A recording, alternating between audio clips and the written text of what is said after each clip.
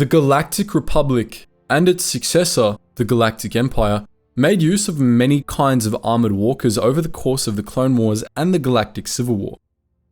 The most memorable were among the largest of the bunch, those being the AT-TE and AT-AT, both formidable war machines. But smaller walkers, such as the Republic-era AT-RT and Imperial-era AT-ST, were just as, if not more important to the militaries of these factions, and nearly all of those smaller war machines trace their lineage back to the AT-XT. This versatile walker is somewhat obscure, but it was one of the best vehicle designs ever employed by the Republic, and in this video, we'll be examining it in detail.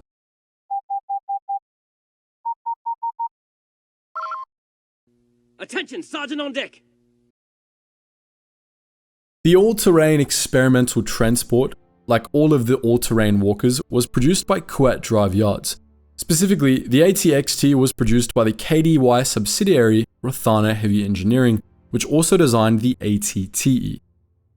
Rothana Heavy Engineering was based on an ice planet called, you guessed it, Rothana, and KDY assigned it projects that required strict secrecy, as the existence of Rothana was itself a secret and the planet's facilities were reliably insulated from spies and saboteurs.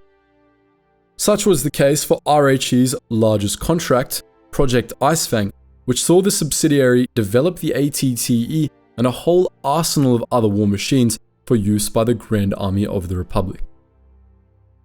The start of the Clone Wars and the reveal of the Grand Army's new arsenal made Rothana Heavy Engineering a galactically recognized corporation, though they were somehow still able to keep the location of Rothana a secret until after the war.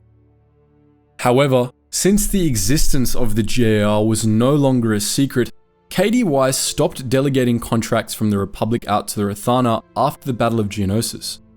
Later vehicles, such as the AT-RT and the first of the iconic Star Destroyers, were designed by KDY proper. There were, however, some contracts that were given to Rothana for the purposes of secrecy, and the AT-XT was one of them. It's unclear why exactly this was.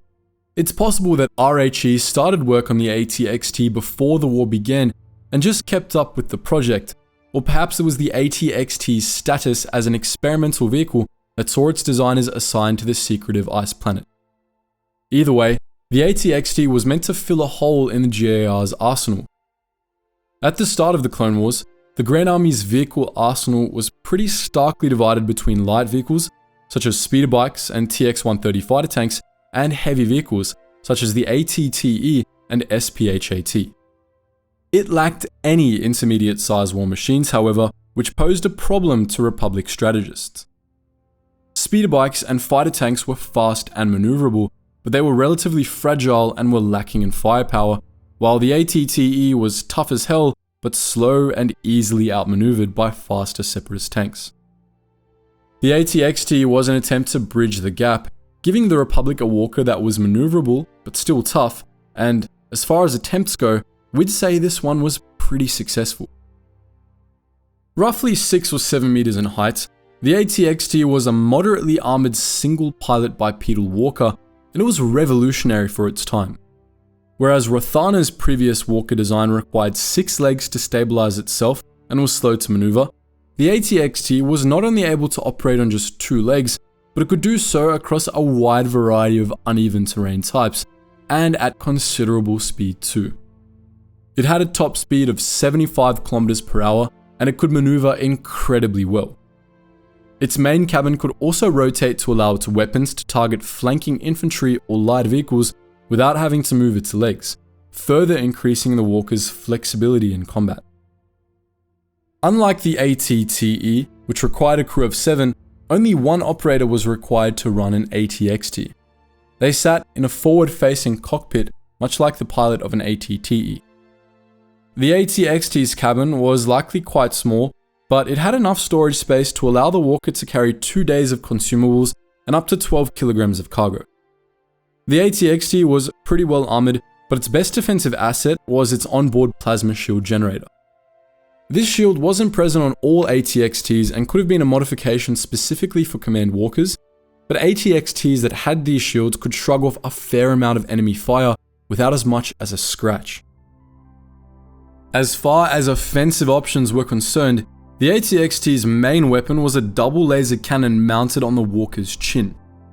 This weapon was powerful, able to destroy light vehicles in just a few shots, but it was accurate and fast-firing enough to also be effective against enemy infantry. The AT-XT also featured a pair of proton grenade launchers located aft of the cockpit, which together had a capacity of 18 proton grenades. These launchers functioned as long-range mortars, and the grenades they fired were extremely powerful, with a volley of them able to cripple even well-armored tanks.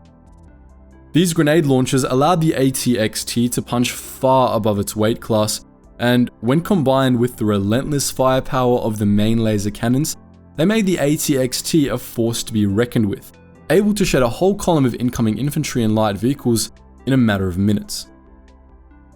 But as its name suggested, the AT-XT was still an experimental vehicle, and its design was constantly being tweaked by Rothana heavy engineering all throughout the Clone Wars. Many different variants of the Walker saw service over the course of the conflict, but they were relatively uncommon as the Walkers were never approved for full production. Rather, the model was a sort of testbed with lessons learned from its development going on to influence the production of other intermediate-sized Walkers.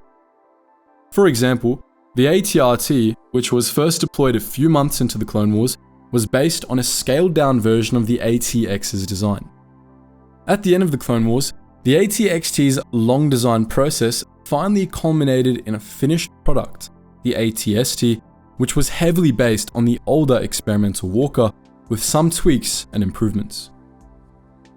Despite its capabilities, the AT-XT had a rather short battlefield history, and it was, in our opinion, gravely underutilized by the Republic.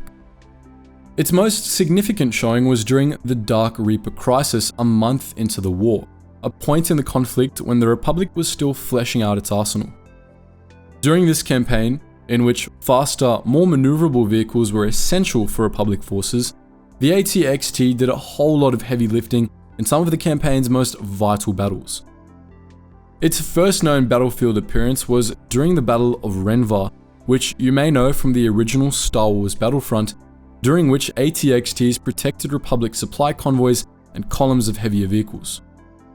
The Walker's effectiveness allowed Republic forces to quickly capture their main objective in the battle, the tomb of Ulic Qel-Droma.